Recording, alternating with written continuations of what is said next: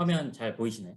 네, 잘 보입니다. 네, 네, 만나 뵙게 돼서 너무 반갑습니다. 성기현 변호사라고 하고요. 지금 현재 LA 총영사관 스타트업 자문 변호사 겸 창업 법무 관련해서 이제 경제자문위원을 수행하고 있습니다.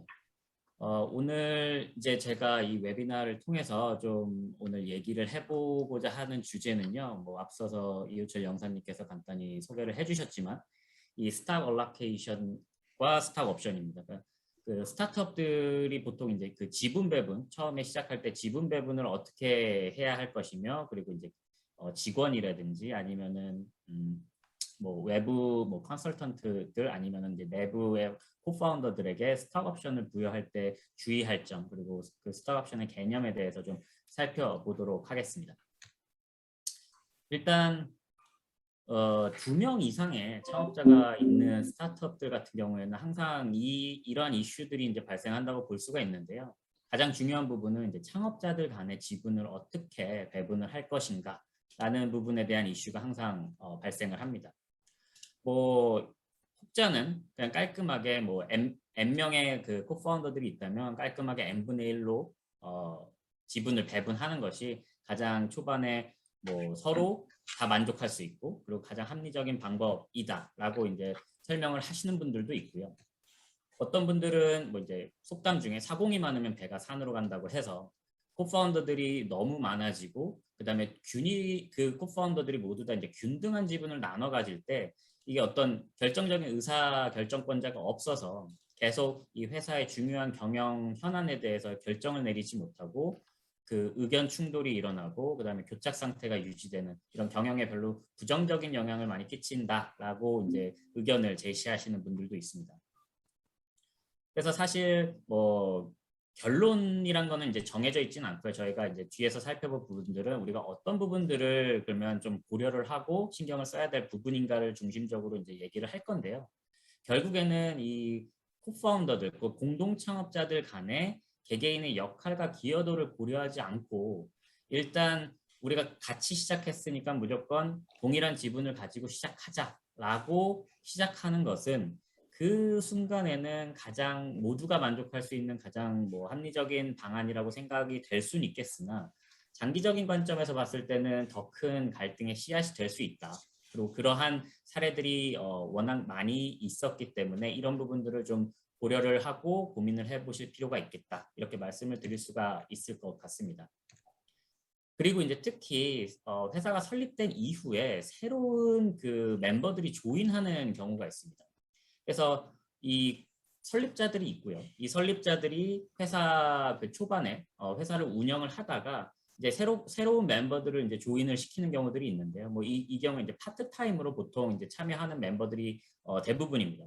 근데 이 파트타임으로 참여한 멤버들 자체가 굉장히 뭐 기술적인 역량이라든지 아니면 뭐 마케팅 역량이 될 수도 있고요. 개인적인 역량이 굉장히 뛰어나신 분들을 모셔서 이 회사의 핵심적인 기술을 개발을 한다든지 이 설립 멤버들 그러니까 실질적으로 창업자들보다도 회사의 성장에 더 큰 기여를 할 가능성이 충분히 있겠죠. 근데 이 나중에 조인한 멤버들에 대해서 적절한 지분 보상이 이루어지지 않고 사실상 초기에 설립한 공동 설립자들만이 거의 대부분의 지분을 가지고 있는 상황이라면 이 스타트업 업계라는 것이 보통 한 2년에서 5년까지 장기간으로 버텨야만 생존을 할 수 있는 이런 극한의 상황에서 그 나중에 조인한 멤버들에게 동기부여가 제대로 되지 않고요. 그러니까 동기부여가 결여되는 부분, 그렇기 때문에 팀워크가 금방 깨질 우려들이 있습니다. 그래서 창업자들이 처음에 지분 분배를 할 때 항상 이제 고민을 좀 해보셔야 되는 부분은 물론 그 초기에 창업 멤버들에 대한 주식의 배분 신경 쓰셔야겠지만요.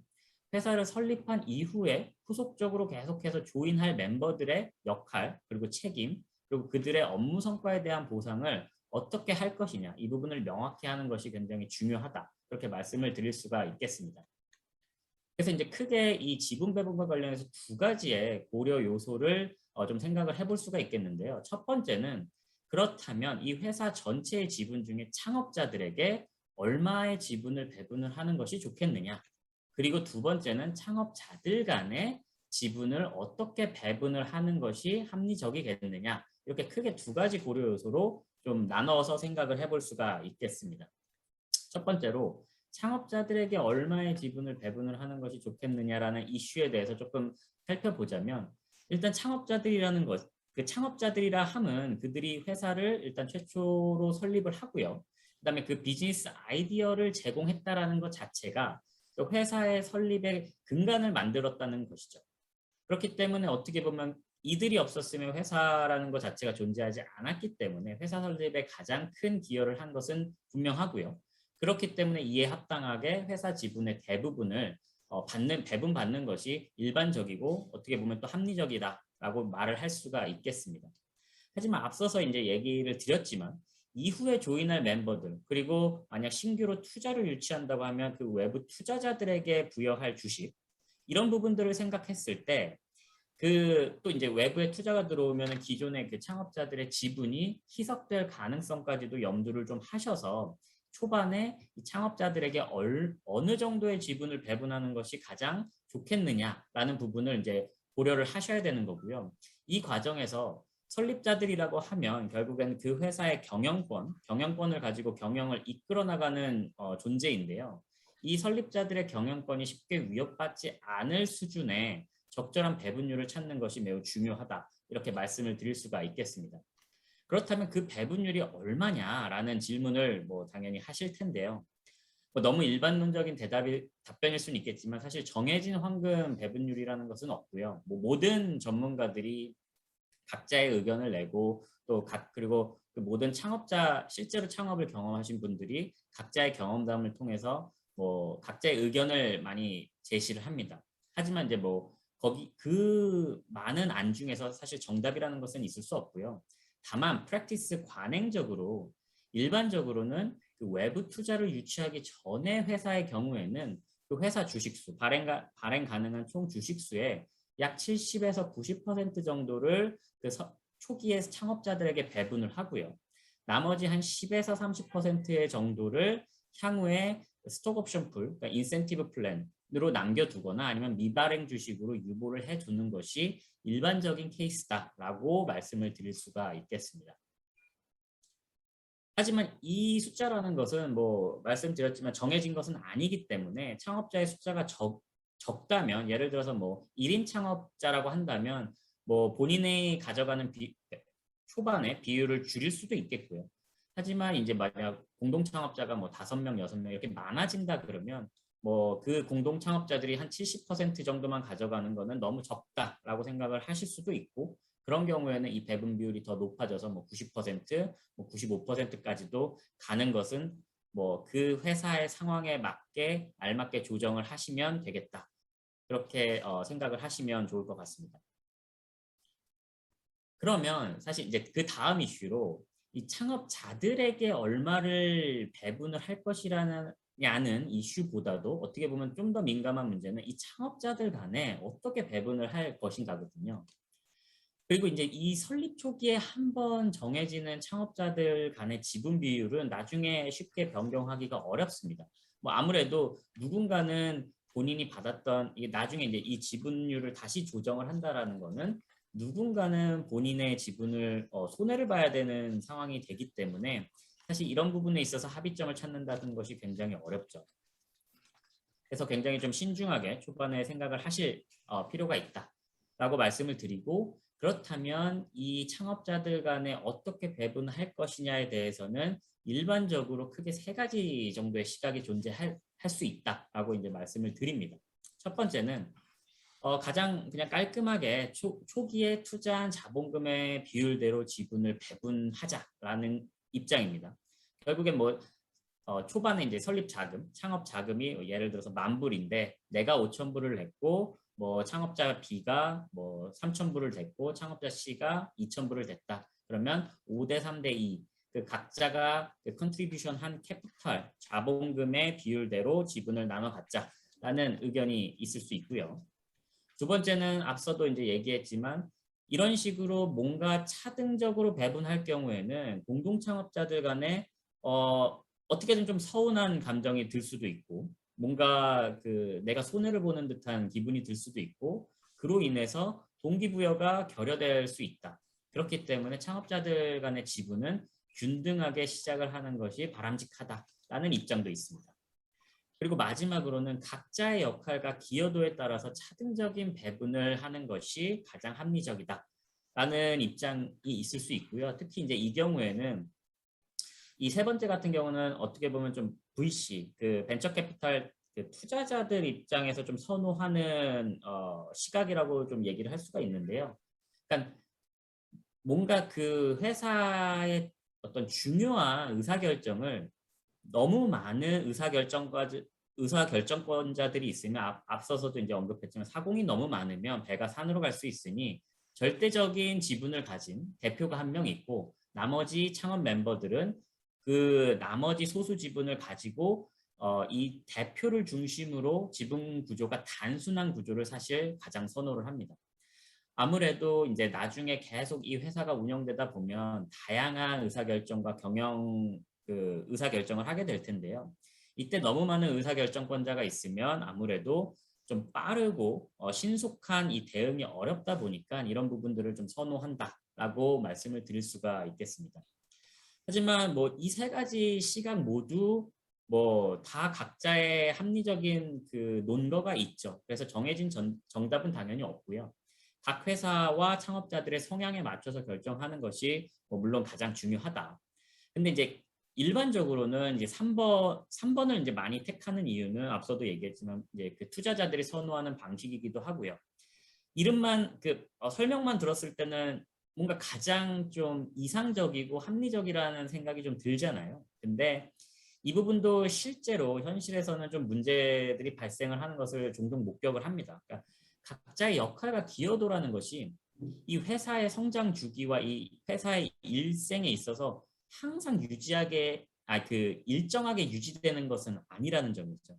그러니까 이 지분을 그 배분하는 시점에서 내가 가지고 있었던 역할과 기여도가 나중에 지분 배분 이후에 회사가 성장하면서 내 역할과 기여도가 더 높아짐에도 불구하고 그리고 그 지분 배분 당시에 내 공동 창업자가 분명히 그 당시까지는 많은 역할을 했었던 건 맞지만 그 이후에 회사가 성장하면서 내가 이 친구보다 더 많은 역할과 기여를 하는 걸로 나는 생각이 드는데 여전히 이 친구는 내 지분의 2배 이상을 가지고 있는 그런 상황에 대해서 좀 받아들이기 어렵거나 불만이 분명히 생길 수가 있는 것이죠.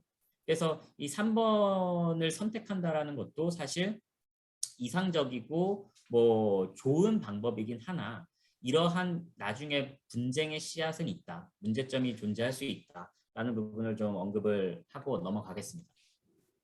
그러니까 결국에는 정답이 없기 때문에 누가 이 회사에 얼마나 더 헌신을 할 것이냐 그리고 지금까지 얼마나 헌신을 해왔으며 앞으로 이 회사에 정말로 풀리 커밋을 해서 어떻게 더 헌신을 할 것인지를 고려해서 지분율을 결정할 수밖에 없겠죠. 근데 이때 이제 고려할 어떤 요소들을 예를 들어서 좀 보자면 일단은 가장 먼저 이제 비즈니스 아이디어를 생각한 사람은 이 어떤 비즈니스의 가장 큰 틀을 만든 사람이기 때문에 어떤 그 부분에 대한 충분한 그 컨트리뷰션을 인정을 해주는 것이 필요하겠죠. 하지만 이 아이디어 자체보다도 이 아이디어를 실제로 현실에서 실행에 옮기는데 누가 가장 큰 역할을 수행했는지도 굉장히 중요한 요소입니다. 또 이제 그 사업을 진행하시다 보면은 지식재산권이 필요한 부분이 있는데 이 지식재산이 사실 사업을 영위하는 데 있어서 굉장히 핵심적인 부분이다 보니까 이 지식재산을 갖고 있는 사람에게 상당 부분의 기여도를 인정해 주는 것도 필요하겠고요. 그 다음에 이 스타트업들 같은 경우는 물론 이 투자를 받지 않고 자생하는 스타트업도 뭐 많습니다만 대부분이 이제 외부 투자 유치를 해야 하다 보면 이 외부 투자 유치와 관련해서 이 업계의 네트워크를 가진 사람에 대한 기여도도 충분히 인정해 줄 필요가 있습니다.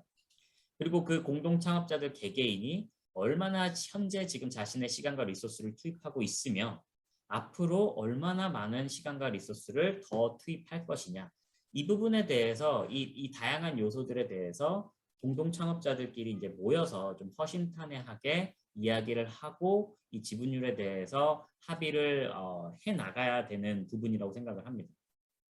근데 이 과정이 사실 저도 이제 경험상 이렇게 스타트업을 운영하시는 많은 대표님들과 얘기를 하다 보면 이 부분이 이제 가장 어렵다고 합니다.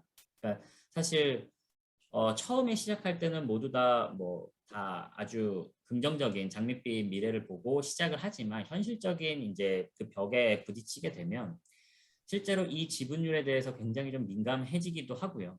그리고 이제 이 공동 창업자들 간에 가장 많은 어떤 다툼과 좀 분쟁이 일어나는 부분이 특히 이 지분 구조 문제이기 때문에 초반에 이 부분을 확실하게 정리를 하셔야 되고 이거를 그런 뭔가 그런 불편한 분위기를 만들고 싶지 않아서 이거를 계속 뒤로 미루고 그냥 미루고 하다 보면 정말로 이제 외부 투자가 유치를 해야 되는 중요한 시점에 가서 이거를 그때 가서 해결을 하려고 하면 해결이 되지 않는 정말로 큰 싸움이 벌어지는 그런 경우도 이제 있을 수가 있기 때문에 좀 사업 초반에 이 부분에 대해서는 꼭 한번 짚고 넘어가실 것을 권해드립니다. 지금까지는 이제 그 지분 배분에 대해서 좀 간단히 살펴봤고요. 이제 그 다음 주제인 스톡 옵션에 대해서 이제 좀 살펴보도록 하겠습니다. 많은 분들이 이 스톡 옵션을 그냥 주식과 같은 개념으로 좀 생각을 하시는 경우들이 있어요. 그래서 스톡 옵션을 받았다 그러면 주식이 생겼구나라고 이제 생각을 하시는데 엄밀하게 말하면 이 스톡 옵션은 주식과는 다른 개념입니다. 좀 구분해서 생각하실 필요가 있고요. 그러니까 결국엔 이 스톡 옵션이라는 거는 스톡 옵션 계약에 따라서 약정된 가격과 날짜에 이 회사의 주식을 살 수 있는 권리를 취득하는 것이지 결국엔 그 주식 자체를 내가 지금 취득하는 것은 아니거든요.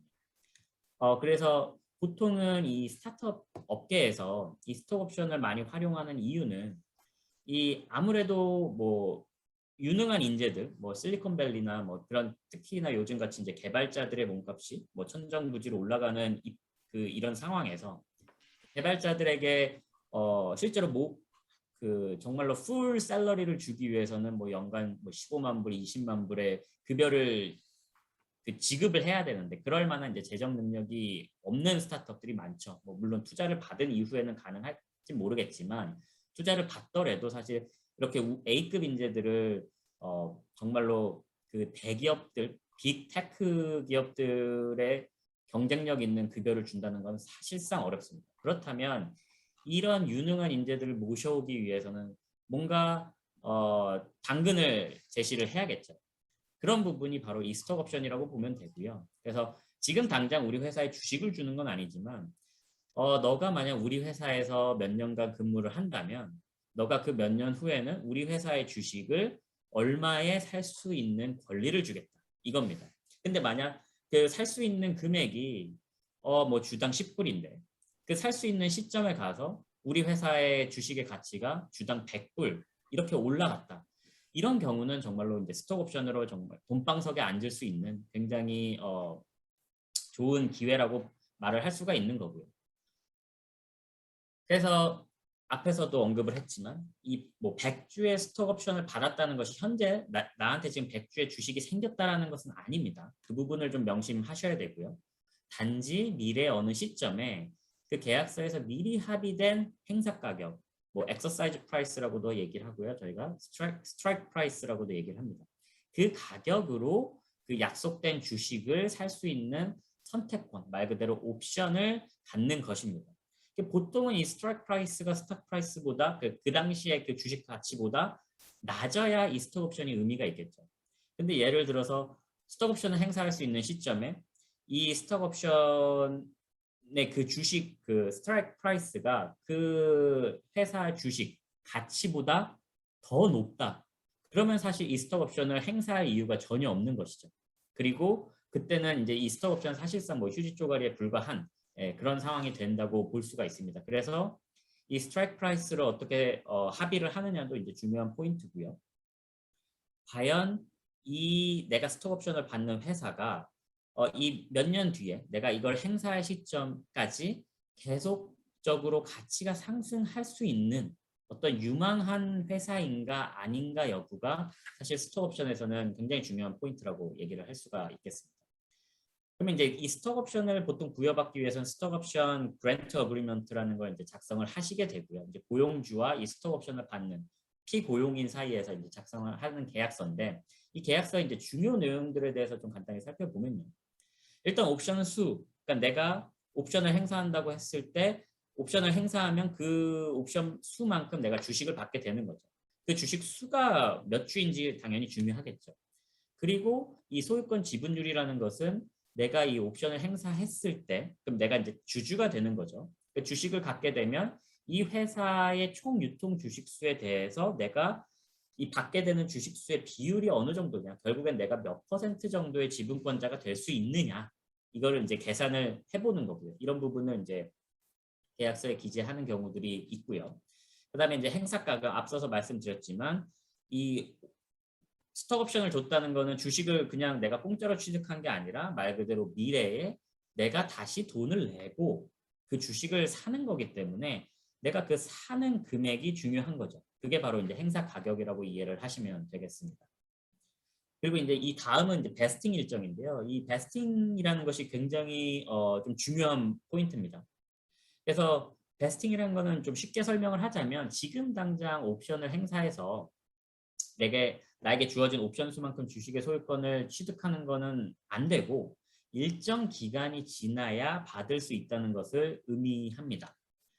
그래서 결국엔 이게 뭐 조금 쉽게 설명을 하자면 회사 입장에서 이제 스톡 옵션을 줬는데 이 친구가 오늘 스톡 옵션을 주고 내일 행사를 하고 바로 주식을 주식을 받은 다음에 내일 모레 퇴사할 수도 있는 거잖아요.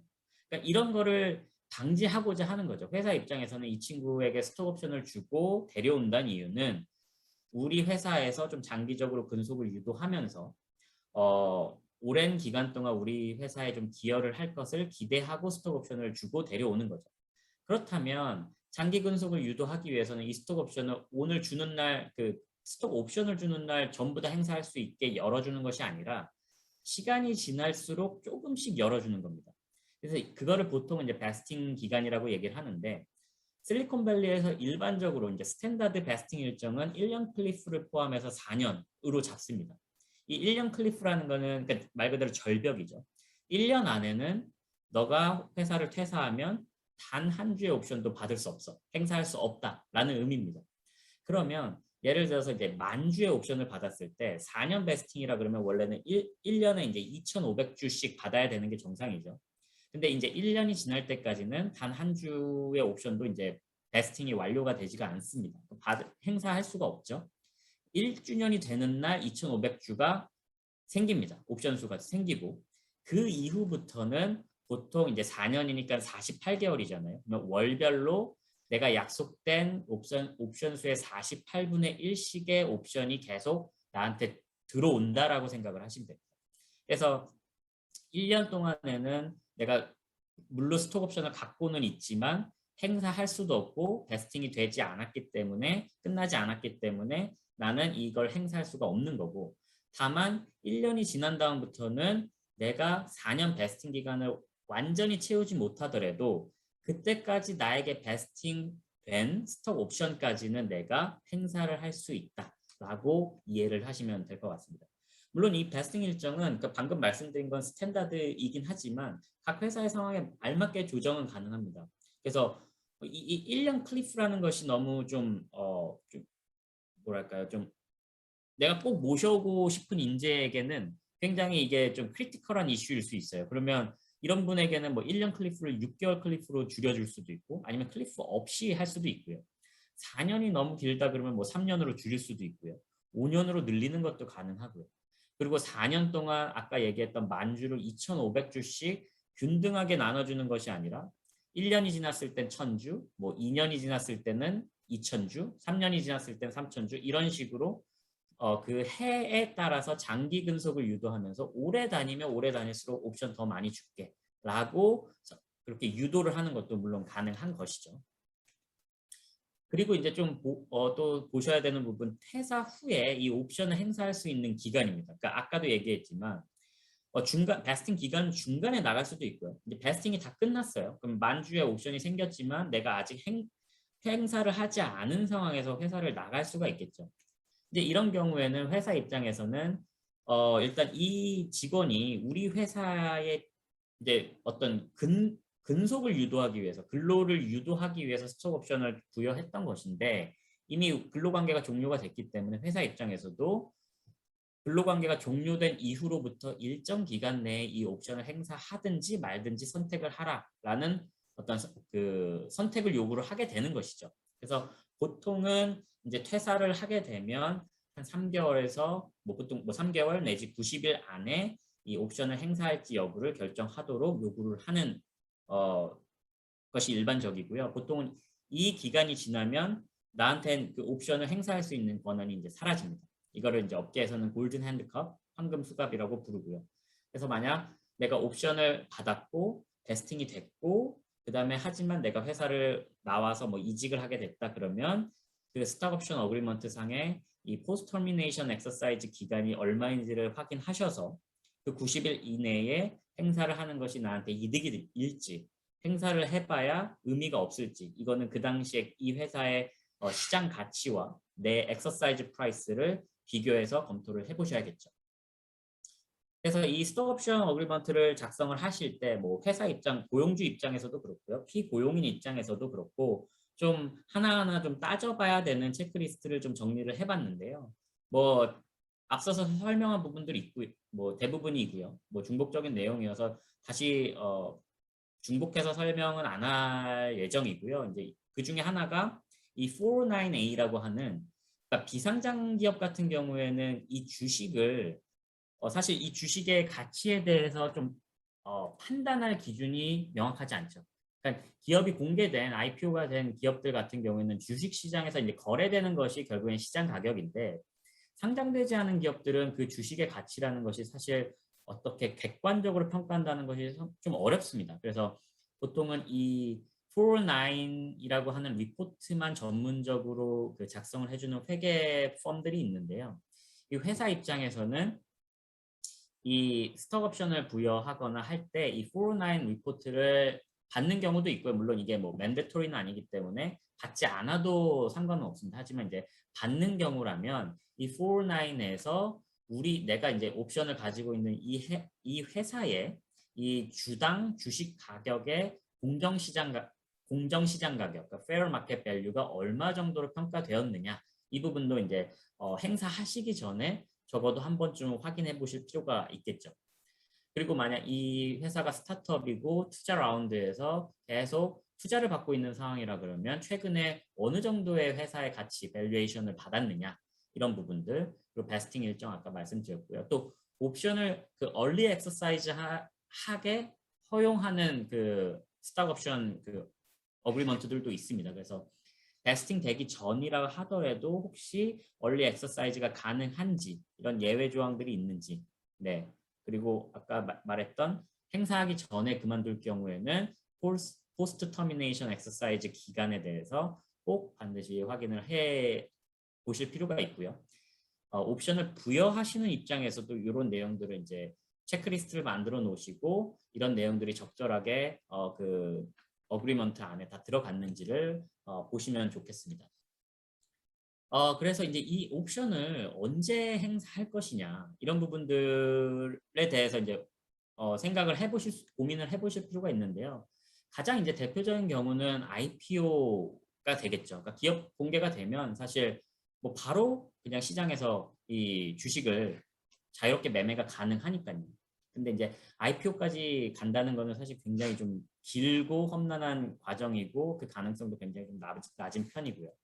만약 내가 옵션을 소유하고 있는 회사가 다른 기업에 M&A 돼서 인수되는 경우에는 그 인수한 기업의 주식과 이렇게 스왑을 하는 것도 가능하겠고요. 그 다음에 뭐 IPO가 발생하기 전이라도 비상장 주식만을 그 거래하는 세컨더리 마켓이 있습니다. 그래서 뭐 한국도 그렇고 여기도 그렇고 이 비상장 주식들만을 거래하는 거래소에서 내가 가진 이 옵션 주식을 거래할 수 있는지 여부를 또 따져보면 되겠고요. 그 다음에 이제 스탁 옵션과 관련해서 또 좀 고려하셔야 될 부분이 이 딜루션입니다. 그러니까 지분가치 희석이라고 부르는 부분이고요. 그러니까 지금 현재 내가 스톡 옵션을 부여받았을 때 지금 현재 소유권 지분율은 예를 들어서 회사의 5% 정도의 지분에 해당하는 옵션을 받았어요. 그러면 내가 이거를 행사할 시점에도 내가 과연 이 회사의 5% 지분권자가 될 수 있는 것이냐라는 부분. 물론 그 사이에 내가 가지고 있는 주식 그리고 옵션의 그 가치가 희석될 가능성이 굉장히 높다라는 것을 충분히 인지하고 이해를 하고 있는 것이 필요합니다. 그래서 왜 이러한 희석이 일어나냐? 뭐 다 잘 아시겠지만 결국에는 펀딩을 받기 때문이거든요. 그래서 펀딩을 받으면 그 펀딩을 받은 만큼 투자자들에게 지분을 나눠줘야겠죠. 그러면 이 회사가 가지고 있는 주식의 일부를 뭐 그 투자자들에게 뭐 나눠줄 수도 있지만 이미 발행되어 있는 주식이 다 이미 다 소유권이 정해져 있다면 더 이상 이제 새롭게 줄 수 있는 주식이 없다면 새로운 신주 발행을 해야겠죠. 그러면서 이제 계속 이 회사의 발행 총 유통 주식 수는 늘어나게 되는 겁니다. 그러다 보면 당연히 전체 파이가 커지다 보니까 내가 가지고 있었던 지분 비율은 점점 줄어들 수밖에 없겠죠. 결국에는 기존 주주들의 주식 지분율이 희석되는 효과가 있는 거고요. 하지만 반드시 그 주식 지분율이 희석되는 것이 나쁜 것만은 아니겠죠. 왜냐하면 투자를 받고 계속 투자가 들어온다는 얘기는 이 회사의 성장 가능성이 있다란 얘기고 회사가 성장을 한다라는 것은 회사의 가치, 밸류에이션이 증가하고 있다란 얘기고 그렇다면 전체 파이가 커지기 때문에 내가 가지고 있던 그 아까 말했던 5%의 지분이 뭐 1%로 줄더라도 이 회사의 가치가 5배 이상 올라가면 되는 거니까요. 그러면 내가 가지고 있던 주식의 가치는 그만큼 올라가는 효과가 있는 겁니다. 그래서 좀 예를 들어서 좀 쉽게 이해하기 쉽게 좀 예를 들어서 설명을 하자면 뭐 총 100만 주의 유통 주식이 있고 현재 이제 5밀리언의 가치가 있는 시드 스테이지가 있다고 가정을 해보겠습니다. 그래서 이 회사가 이제 시리즈 A 투자를 유치를 하기로 했고요. 투자사로부터 이제 3밀리언을 투자받는 대가로서 이제 그 투자 전 가치, 그 프리머니 밸류에이션이라고 얘기를 하는데 50밀리언을 인정을 받았고요. 그다음에 3밀리언을 투자를 받았기 때문에 이제 그 투자 후 가치 포스트 머니 밸류에이션은 18밀리언으로 인정을 받겠죠. 그러면 이 투자 후 가치의 18밀리언에 이제 3밀리언을 투자를 했으니까 지분의 한 16.7%를 그 새로운 투자사에게 넘겨주기로 합의를 했다고 가정을 해보겠습니다. 그리고 이미 회사가 가지고 있던 100만 주의 유통 주식은 이미 직원들이나 창업자들이 다 소유하고 있고 아니면 이제 스톡 옵션 풀로 남겨둔 그 주식들밖에 없기 때문에 이 투자자들에게 새로 발행해줄 주식이 없는 거죠. 이런 경우에는 신주를 발행을 하게 됩니다. 그래서 20만 주의 신주를 발행하기로 하고요. 그래서 회사의 총 주식 수는 120만 주로 늘어나게 되겠죠. 그러면 이 예에서 내가 최초에 이제 이 회사의 주식을 10,000주를 가지고 있었던 주주라고 가정을 해보겠습니다. 그러면 시리즈 A 투자를 받기 전이라면 전체 100만 주의 주식 중에 10,000주를 가지고 있었으니 저는 1% 지분을 가지고 있었던 주주가 되죠. 하지만 20만 주의 추가 신주를 발행함으로써 120만 주로 늘어났고 나는 여전히 10,000주를 가지고 있으니 회사의 0.83%의 지분권자가 되는 것이죠. 결국엔 시리즈 A 투자를 받으면서 내 지분은 약 17%가 희석되는 결과가 생긴 겁니다. 근데 이 주식의 가치를 보면요. 투자 전에는 이제 5밀리언 가치의 회사의 1% 주식의 가치는 5만 불에 불과했다면 투자를 받고 나서 그 평가받은 그 포스트머니 밸류에이션이 18밀리언이라고 했을 때 이 회사의 0.83%의 주식의 가치는 거의 15만 불에 육박하게 이제 그 가치가 상승을 하게 되는 겁니다. 그래서 내 지분은 17%가 줄었지만 희석이 됐지만 내가 가지고 있는 주식의 가치는 3배 가까이 올라갔다. 이런 과정이 계속 반복되면서 뭐 이 회사가 정말 나중에 IPO 상장 단계까지 간다 그러면 내가 가지고 있었던 주식의 가치는 비록 그 회사의 뭐 0.05%밖에 불과할진 모르겠지만 그 가치, 그 실제 주식의 가치는 내가 처음에 가졌던 것보다 훨씬 높아지는 상황이 될 수가 있는 겁니다. 그래서 대부분의 이제 스타트업들이 그 IPO라고 하는 기업 공개 주식시장에 상장하는 단계까지 이르기 위해서는 이 외부 투자가 계속 이루어지게 됩니다. 여러 차례 이 투자 펀딩 라운드를 진행을 해야 되고요. 이제 제가 살펴본 어느 통계 자료에 따르면 평균적으로 이제 시리즈 A에서 한 25% 정도의 지분 희석이 발생을 하고, 뭐 B에서는 24%, C에서 13%, 시리즈 D에서 평균 약 14% 정도의 평균적인 지분 희석이 발생을 한다고 합니다. 그러면 결국에는 내가 이제 시드 스테이지의 회사에 입사하면서 받았던 주식을 시리즈 D 단계까지 내가 가지고 있었다라고 하면 그냥 이 통계 자료에 따르면 대략 내 주식의 지분율은 57% 정도는 희석됐을 것이다 라고 예상을 할 수가 있겠죠. 그래서 내가 시드 스테이지에 들어갔을 때 한 1%의 지분을 가졌었다면 시리즈 D 단계에 갔을 때는 한 0.43% 정도의 이제 지분율로 많이 줄어 있겠죠. 하지만 시리즈 D까지 갔다는 거는 이 회사의 밸류에이션이 어마어마하게 올라갔다라는 걸 의미합니다. 그러면 그 어마어마한 밸류에이션 회사의 0.43%의 가치라는 거는 시드 스테이지 뭐 몇 밀리언 수준의 회사의 1%의 그 가치보다는 훨씬 몇 배 이상 높은 가치를 가진 주식일 가능성이 굉장히 높은 것이죠.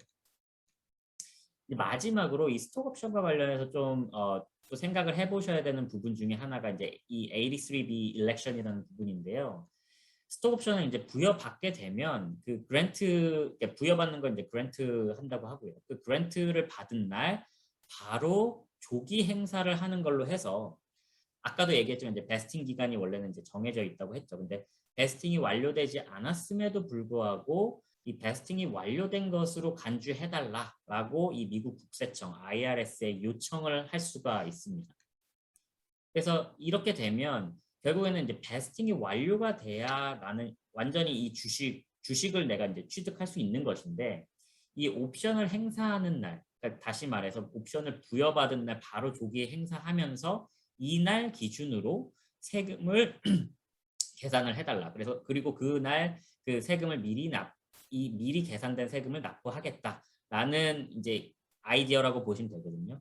근데 이제 이러한 것이 의미가 있으려면 당연히 내가 가지고 있는 스톡 옵션의 가치가 향후에 굉장히 상승할 것을 어느 정도 이제 생각이 있어야 이제 이런 선택을 할 수가 있는 겁니다. 그래서 나중에 어마어마한 이 스톡 옵션을 통해서 어마어마한 소득이 생겼을 때 내야 하는 어떤 그 텍스 부분을 지금 미리 당겨서 좀 더 낮은 금액으로 세금을 내고 그로 인한 이제 절세 방안으로 선택을 하는 것이죠.